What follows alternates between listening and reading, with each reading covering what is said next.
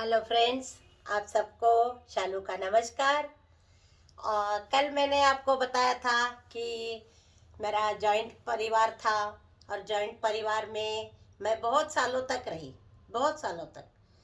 मैं आपको इसलिए जॉइंट परिवार के बारे में आपको बता रही हूँ क्योंकि आजकल ज़्यादातर 80-85% लोग जो है वो जॉइंट फैमिली को पसंद नहीं करते हैं क्योंकि वो चाहते हैं कि हमें फ्रीडम चाहिए, हमें कहीं आना है, जाना है, घूमना फिरना है, कुछ खाना पीना है।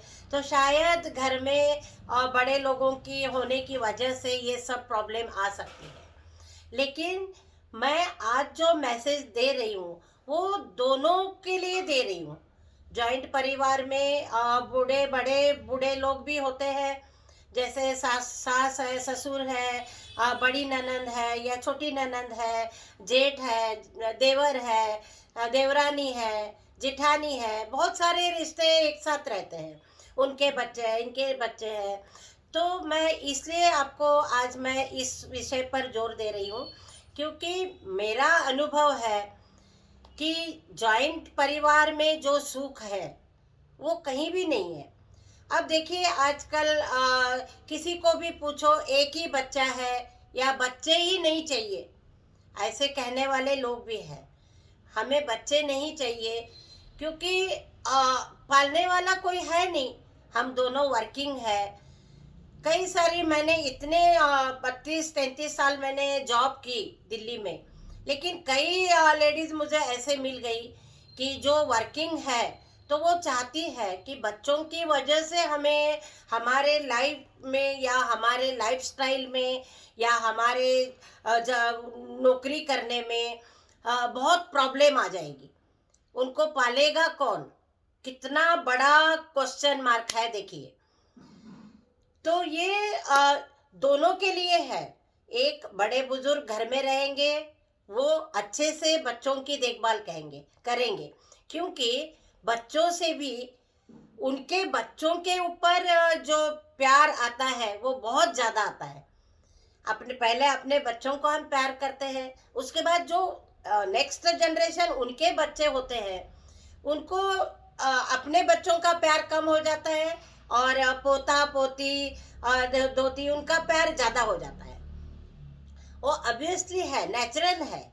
लेकिन लोगों के अंदर एक गलत फैमिली है कि बड़े बुजुर्ग होने से प्रॉब्लम है।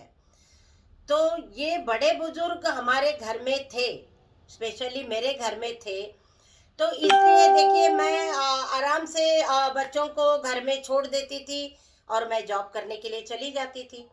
जैसे मोना मेरी 2 साल की थी, 1.5-2 साल की होगी, और स्वरूप मेरा 3 साल का था, 3 साढ़े 3 साल का।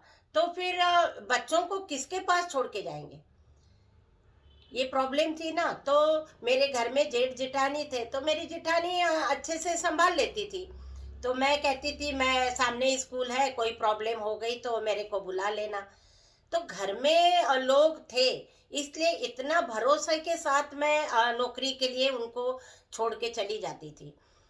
और बड़ों के लिए भी मेरा एक संदेश जरूर है, बड़ों को भी घर में बच्चों के साथ थोड़ा अपने स्वभाव में, अपने नेचर में थोड़ा सा चेंजेस लाना चाहिए क्योंकि जनरेशन जैसे जैसे चेंज होगी वैसे ही उनके विचार, उनका लाइफस्टाइल, उनका रहन सहन, उनका खाना पीना, हर चीज, each and everything will be different. तो उसके साथ बड़ों को भी एडजस्ट करके जाना चाहिए, तभी तो अंडरस्टैंडिंग बनेगी, है ना। एक दूसरे के साथ इतनी अच्छी बॉन्डिंग और इतना अंडरस्टैंडिंग अच्छा रखो। अब कभी कभार गुस्सा भी कर दिया तो क्या हो गया, घर में मम्मी पापा भाई, बड़े भाई सब डांटते ही है कभी कभी गलती करने पे, तो उसका हम बुरा नहीं मानते। लेकिन सास ससुर जेठ कुछ बोलेंगे तो एकदम से, मेरे ससुराल वाले ऐसे हैं, वो इतनी राई का पहाड़ बना देते। इसीलिए मैं आजकल की जनरेशन को एक संदेश दे रही हूँ कि जितना हो लाइफ है ही कितनी सी, कौन सा हमने 100-200 साल तक रहना है, नहीं, थोड़ी सी लाइफ है, उसको हम आराम से एंजॉय कर सकते हैं, आराम से रह सकते हैं। देखिए, कोई सिर दर्द है, बुखार है, तो एक दूसरे को लेना आना जाना। अभी आजकल हमारे घर में भी जॉइंट परिवार है, लेकिन बहुत अच्छी अंडरस्टैंडिंग है, भाई भाई में भी है, जिठानी देवरानी में भी है। उसका स्वभाव ऐसा है तो हमें ऐसा रहना चाहिए, ऐसे एडजस्टमेंट, अपने आप को एडजस्ट करते जाइए लाइफ में। जहाँ हम एडजस्टमेंट करना सीख जाते हैं तो वहाँ हमारी लाइफ में कभी भी किसी के साथ भी कोई प्रॉब्लम नहीं आती है।